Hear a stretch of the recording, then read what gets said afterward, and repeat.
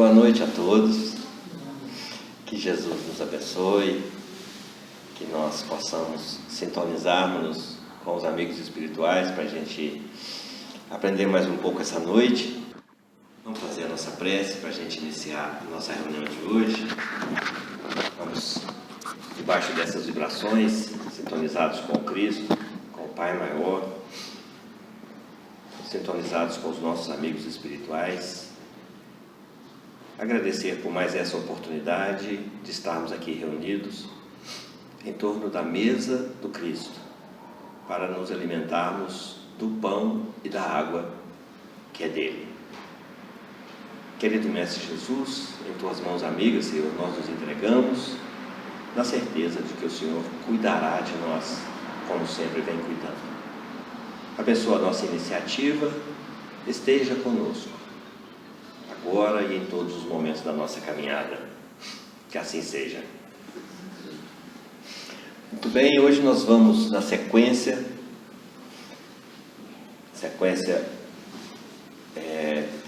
relembrando aí os nossos estudos anteriores. Estamos estudando os 15 princípios fundamentais, como é sabido, e estamos no quarto princípio fundamental, que é perispírito. E esse princípio fundamental nós já passamos pela introdução desse estudo nos vídeos anteriores, que estão disponíveis lá no nosso canal do GF, do Grupo Espírita Francisco de Assis. E nessa introdução nós passamos pelo conceito de perispírito, passamos pela formação dele, passamos pelos fluidos, estudando isso. Depois entramos em propriedades do perispírito, estudamos as 17 propriedades, passamos por elas, conhecendo-as, estudando algumas delas com mais profundidade. E agora chegamos nas funções do perispírito. O perispírito então tem 17 propriedades conhecidas e tem 4 funções também já conhecidas. E a ciência está avançando, a ciência espírita também, a ciência humana e a ciência espírita. E se surgir mais alguma, nós vamos estudá-la também. Mas por enquanto são conhecidas pelos estudiosos, identificadas essas 4 funções do perispírito. Quais sejam? Estão aqui escritas no quadro. É a função instrumental, que garante ao espírito a sua interação com o meio no qual ele está inserido. Se ele estiver no plano espiritual, essa função instrumental garante essa interação com o meio espiritual. Se ele estiver reencarnado, essa função instrumental garante a interação do espírito com o meio material. Então, essa função do perispírito, nós já sabemos que o perispírito é o corpo intermediário entre os dois planos, material e espiritual. E o perispírito se utiliza dessa função, aplica, adota, exerce essa função, que é a função instrumental. Se a gente vimos no nosso encontro passado, que a partir desse entendimento é inconcebível a gente falar de espírito sem o seu perispírito, em qualquer nível evolutivo em que ele se encontra. Ele sempre vai ter essa função instrumental para ele interagir com o meio. Lá mais para os planos mais elevados da vida, a gente ainda não tem condições de compreensão, mas certamente do seu modo o espírito superior, o espírito puro, utiliza essa energia, esse campo energético, esse corpo energético, para ele se interagir com o meio, principalmente nos meios, quando ele se desloca em missão, em trabalho, dentro dos níveis, dos planos espirituais, dos níveis espirituais. Quanto mais ele vem baixando esse nível de vibração desse mundo onde ele vai, assim como o Cristo saiu lá das alturas e veio encarnar aqui no planeta Terra. Então, aquele que nós conhecemos, pelo menos que nós achamos que é aquele nome barbudo, que é Jesus, é um produto do perispírito daquele ser crístico que é o Cristo. Deu para a gente entender? Então, lá de cima, certamente houve todo um trabalho, isso aí já é narrado por alguns estudiosos, pesquisadores, houve todo um trabalho de de compressão ou de condensação, ou chamemos do que quisermos, de controle dessa luminosidade do perispírito do Cristo, para que ele pudesse caber dentro do corpo humano. Tanto é que lá no Evangelho, no fenômeno da transfiguração, naquele episódio da transfiguração, quando Jesus se transfigura, é tanta luminosidade que ele libera de si, que os discípulos Tiago, Pedro e João não conseguem fitá-lo, assim como também a Moisés e a Elias naquela passagem. Então, esse instrumento chamado perispírito exerce exatamente essa função, aliás, capacita esse instrumento a propiciar a interação do espírito com o meio no qual ele está inserido, independentemente de onde, em que mundo. Obviamente que esse perispírito, como nós já vimos, ele será constituído do fluido existente naquele mundo onde ele está inserido naquele momento.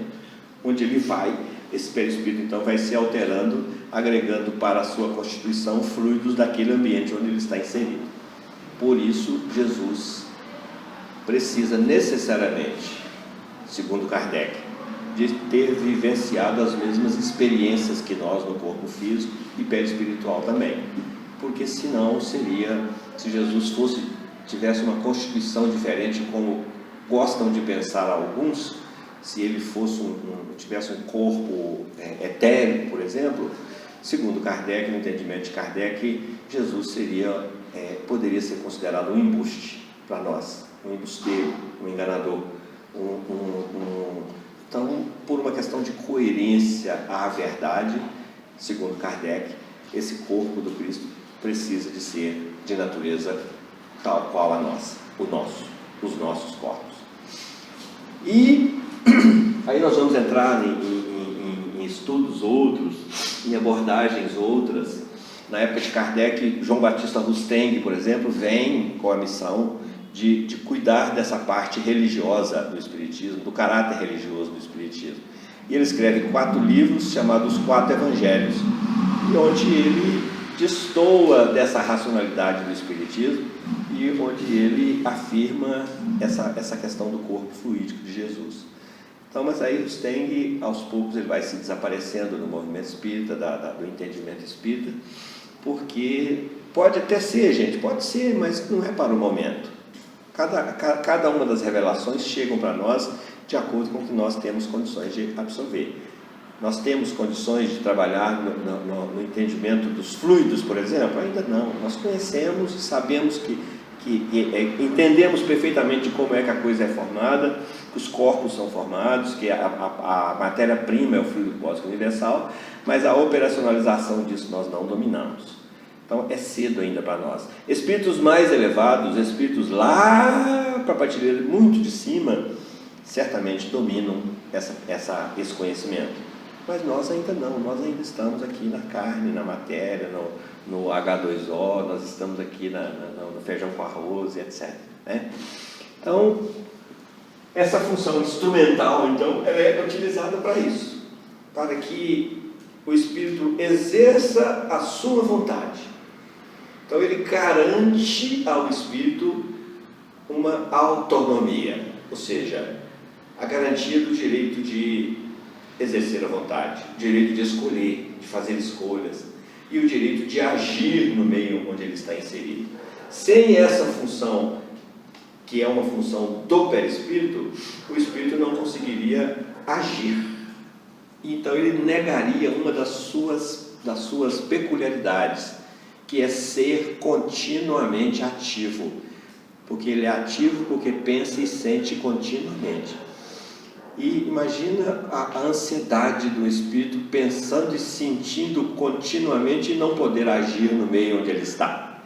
Se a gente, quando é tolhido dessa capacidade de ação, nós ficamos completamente desequilibrados, temporariamente, quando a gente tem que passar uma temporada numa cadeira de rodas, por exemplo, e nós começamos a pensar em um monte de coisas, quando nós temos que passar um tempo numa cama, imóveis ou imobilizados, e o Espírito está trabalhando, pensando, ativo o tempo todo, mas não tem aquela capacidade de interação com o meio, de agir no meio, porque essa função aqui não está operacionalizando, né?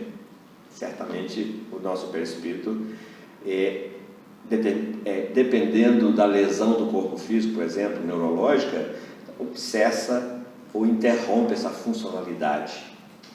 E aí o espírito perde a sua autonomia, a sua capacidade de escolher e de agir e de atuar no meio segundo a sua vontade. Está dando para ver esse paralelo aí bem, gente?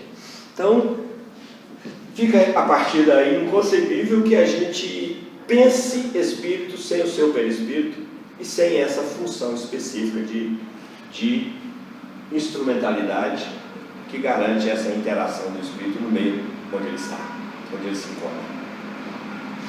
Então, essa foi a que nós estudamos na semana passada. Nós estamos só dando uma reportada aqui e acrescentando algumas coisas. Depois vem a função individualizadora, que ela funciona como arquivo do espírito. A sede da nossa memória está no nosso perispírito. A memória é do espírito, mas ele guarda essa memória do perispírito. E tudo que a memória guarda, registra e guarda, isso é garantido por essa função individualizadora. É essa função que garante a nossa identidade no plano espiritual. Quando nós chegamos lá, nós não vamos ser confundidos com ninguém, nós somos autênticos, nós somos únicos, nós somos igual que nem nós somos mesmo, não tem que parecer nem ser confundido com ninguém. Ele garante essa identidade nossa. Como? Olhando para o nosso arquivo que está estampado no nosso perispírito, como consequência, como efeitos das ações, do que pensamos, do que sentimos e do que fazemos com esse que pensamos e que sentimos. Foi isso que a gente viu no último encontro nosso, lembra? E vimos que a memória, então, o perispírito é a sede da memória. Então, quando nós desencarnamos, nós retornamos ao plano espiritual, levando conosco toda a nossa carga de memória, todo o nosso arquivo pessoal, particular, individual, é do indivíduo. Aí nós vamos entender isso aqui, guardando uma relação muito próxima com a lei de causa e efeito, e guardando uma relação muito próxima com uma das funções do perispírito, um dos objetivos do perispírito. Para que ele serve? Ele serve de instrumento para a aplicação das leis divinas, para que nele se identifique como é que a lei precisa ser aplicada. É de acordo com esse arquivo que ele traz em si. Por isso, o primeiro mandamento, quando diz para nós: eu sou o Deus zeloso que visita a iniquidade do pai no filho na terceira ou quarta geração, por isso ele é um absurdo quando nós pensamos que o filho paga pelo pai, por causa disso aqui. Porque o pai tem o seu arquivo individual e o filho tem o seu arquivo individual. Isso considerando que pai e filho sejam espíritos diferentes. Mas quando o pai, o espírito que ora veio como pai, retorna lá como o que seria neto ou bisneto dele mesmo, mas só que é o mesmo espírito, é esse mesmo arquivo aqui que vai reaparecer lá, levando todo o seu registro de memória, para que numa outra encarnação lá na frente, cronologicamente, que seria como neto ou bisneto dele na terceira ou quarta geração, mas só que o arquivo utilizado mesmo daqui foi levado para lá. Então é individual. Então é uma função individualizadora. Garante aí a cada um segundo as suas obras. É por isso que nós entendemos o primeiro mandamento com tanto engano, e que Jesus teve que mandar Jeremias para nos falar das uvas verdes, e teve que mandar Ezequiel para dedicar o capítulo 18 do livro de Ezequiel todinho para explicar essa questão da individualidade e da responsabilidade pessoal na aplicação da lei divina, e para explicar a soberana justiça de Deus, que não pune o inocente em lugar do culpado. A gente vai percebendo, quando a gente vai fazendo essas ligações, de como é que o Evangelho vai ganhando vida e como é que o Espiritismo, com seus princípios fundamentais, entra jogando luz nessa interpretação do pensamento do Cristo, quando ele nos traz o Evangelho. E hoje nós queremos entrar nessa função aqui, que é a função sustentadora. Faltou um S aqui, né, gente? Não é só sustentadora, não é sustentadora. De sustentar. Sustentadora. De sustentar. O próprio nome está dizendo, né? É sustentar. É dar sustentação. Sustentação para quem? Para o corpo físico. E para o corpo perispiritual. Ele se sustenta e transmite essa sustentação para o corpo físico. É esse o para que ele existe. Não é para intermediar, para transmitir ao corpo físico as energias, o pensamento, as sensações, as reações, os sentimentos do espírito. E vice-versa, é para levar para o espírito as sensações de cada campo exterior, do campo material. Então, quando nós sentimos frio, quem sente frio, a sensação é espiritual. Mas, primeiro, o perispírito capta essa sensação no corpo físico e transfere essa coisa para o espírito que vai sentir. Alguém já viu defunto sentir frio aí? Cadáver sentir frio? Não. Quem sente é o espírito. Quem pensa é o espírito. Quem sente é o espírito. Agora, o perispírito tem essa função de captar essa sensação do corpo físico e transmitir ao espírito. Gente, não vamos entrar nisso, mesmo porque não temos condições intelectuais para isso, mesmo de conhecimento científico para isso, há uma ligação muito intrínseca entre o perispírito e o sistema nervoso nosso. Ok? Mas não vamos entrar nisso agora, não. Sustentadora, essa função sustentadora, então, ela age em nós, atua em nós, essa função, ela é aplicada em nós, embora a gente não tenha conhecimento disso e não veja isso muito bem.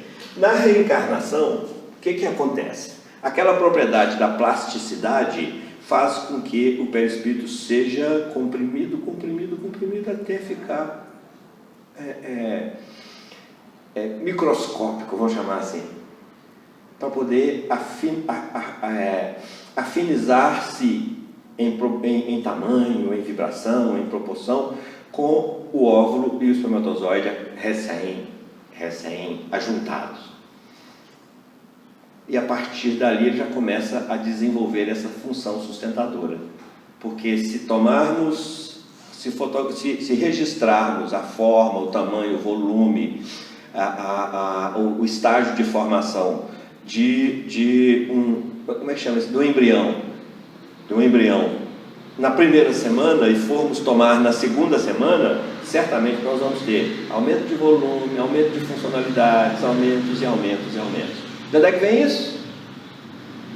Aumento de massa. De onde é que vem isso? Vem de fornecimento de energia para esse embrião. Energia extraída de onde? Da alimentação, extraída de todos os pontos de fornecimento de energia para o ser humano, que nós já conversamos anteriormente. Quem faz isso é o perispírito, que, por sua vez, transfere isso para aquele corpo em formação, para que ele vá. O que é energia, gente? Segundo Albert Einstein, a matéria nada mais é do que uma das infinitas formas de manifestação da energia. Então, ali nós estamos falando de matéria, do feto ali, do embrião que está caminhando ali para o seu tamanho normal, para chegar no ponto de nascimento. Mas lá nos primeiros momentos, desde aquele instante inicial, essa função sustentadora já começa a fornecer energia para esse corpúsculo, para que ele vá se ampliando e se ampliando, e essa função é mantida até na hora da desencarnação. O que é isso? Até na hora do rompimento dos laços fluídicos que prendem o espírito por intermédio do seu perispírito ao corpo físico. Rompido isso, essa sustentação deixa de existir e morreu. Não é assim que fala? Morreu. O que é a morte então? É a interrupção dessa função sustentadora de energia para o corpo.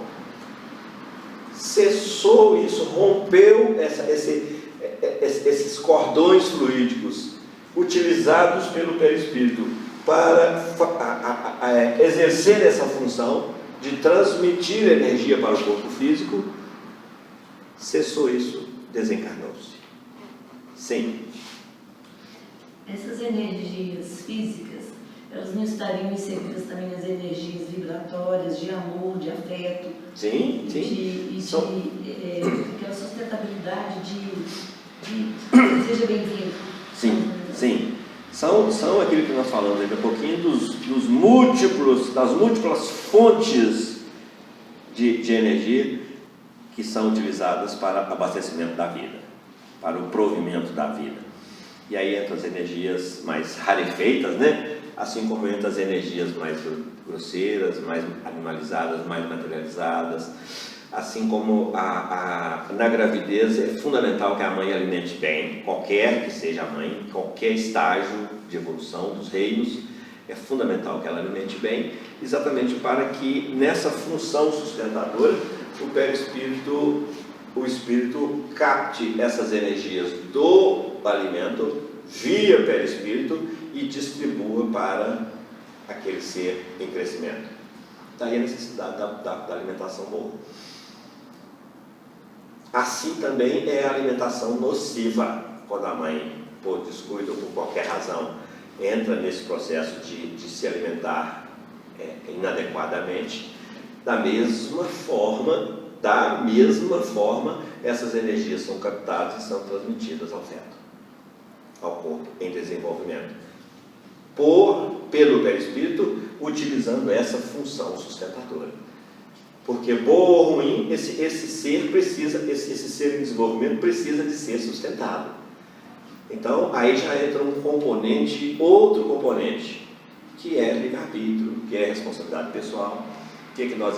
Como é que nós estamos utilizando isso? Agora aí já entra o respeito à individualidade que está praticando aquilo. Só que a funcionalidade não para de ser exercida com base na qualidade dessa energia, não. Da mesma forma como a Júlia trouxe para nós aí a energia surgida aí das relações interpessoais, das vibrações de amor, das vibrações de afetividade, etc, etc, elas são captadas e elevadas para lá, para a sustentação psíquica, para a sustentação mesmo daquele ser em crescimento. Da mesma forma, se a mãe está inserida num ambiente onde as energias que circulam não são das melhores, isso faz parte de um outro contexto que foge da alçada desse corpo que é material, ele não pensa nem sente, e está submetido às leis divinas que só Deus sabe, do porquê daquela criatura estar tendo que vivenciar aquela situação. Não é por acaso, porque senão Deus não permitiria, é uma necessidade. Aí aquelas energias também são captadas e distribuídas e fornecidas a esse corpo em construção. Tudo bem até aí? Então esse é o trabalho do perispírito em nós, nesse campo de sustentação da nossa energia. Quando nós ficamos sem alimentar, por exemplo, muito tempo, nós vamos fazer exame de sangue, tem que ficar um exame específico, tem que ficar 3 dias sem comer. No terceiro dia a gente já está bem banco, né? Já está bem fraco, bem assim, com bambeza, com mal-estar. Por causa de que isso? Porque cessou o fornecimento de energia e essa função está temporariamente inativa, porque ela não tem o que captar desse manancial de energia dos alimentos, que é substancial para o organismo. Então ela não tem como captar essa energia e distribuir para o organismo, que nós vamos ver como é que é esse processo de distribuição lá na frente, quando a gente for estudar os chakras, porque aqui no perispírito que estão localizados os chakras. Então nós vamos ver se dá para a gente entrar neles hoje ainda. Então por isso a gente fica naquela sensação de fraqueza, de fragilidade, de bambeza, de indisposição, exatamente porque essa função sustentadora não está sendo exercida pelo perispírito, porque não tem matéria-prima. Ele vai sustentar com base em quê? É essa função que capta e distribui essa energia para o corpo físico. Tranquilo até aqui? Então, na reencarnação, então, já vimos essa função participando nesse processo de desenvolvimento do embrião.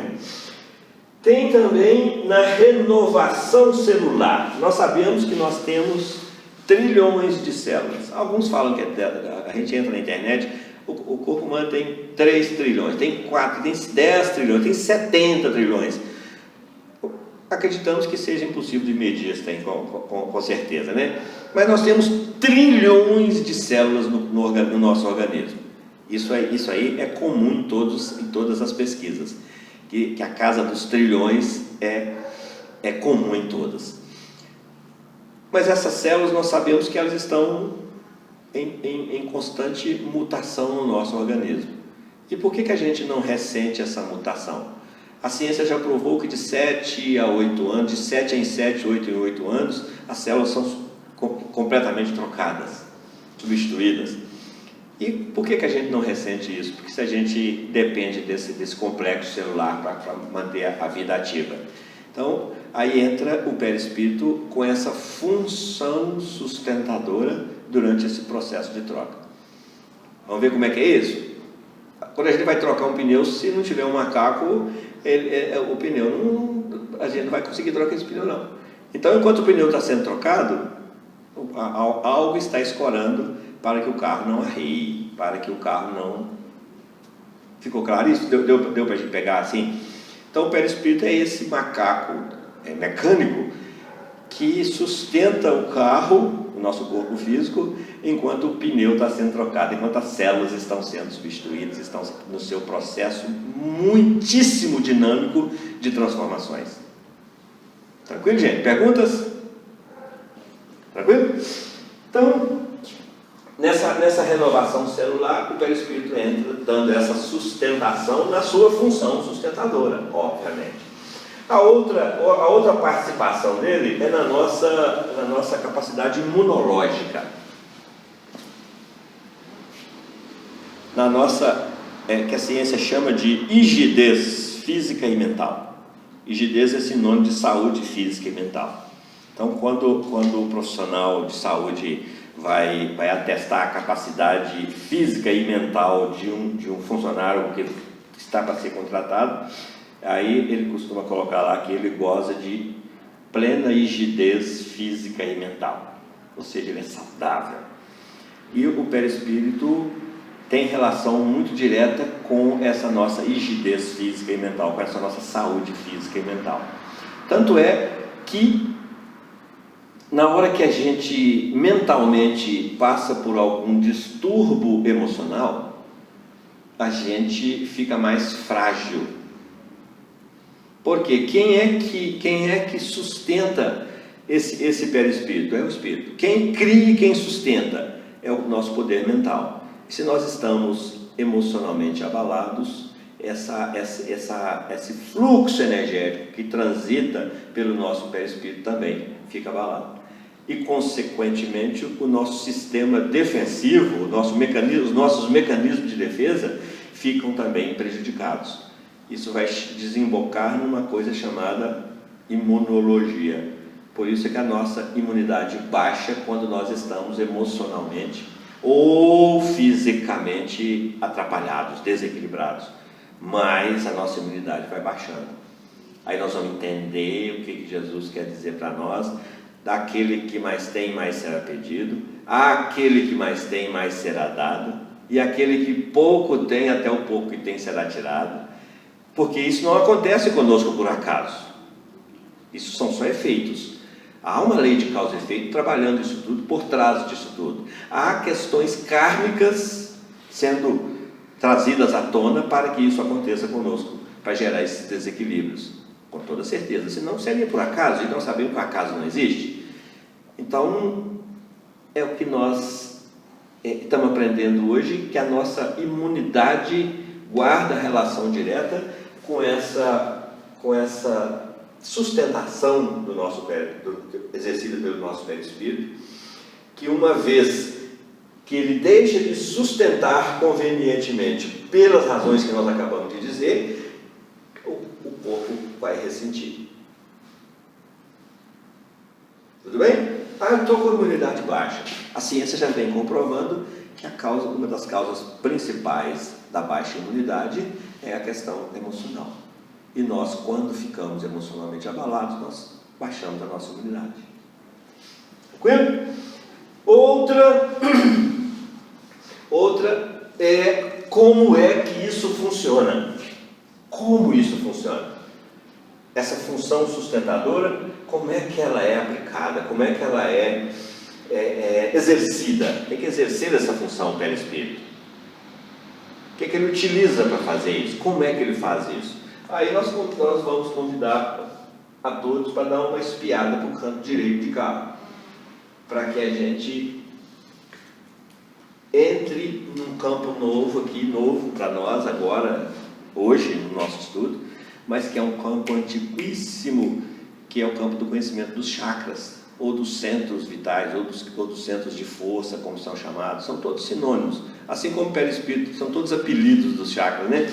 Assim como o perispírito também tem os seus apelidos, corpo energético, corpo sutil, corpo fluídico, é tudo apelido de perispírito. Cada autor dá a ele corpo somático também, cada um dá a ele uma psicossomático, cada um dá a ele um nome diferente. Mas o nome que Kardec traz para nós, lá no capítulo 14 da Gênese, é esse perispírito. E ele explica por que a gente pode ir lá e dar uma olhada. Nós vamos dar uma paradinha, fechando aqui essa primeira parte, e daqui a pouquinho nós voltaremos e vamos entrar nos chakras. Ok? Até já. Muito obrigado.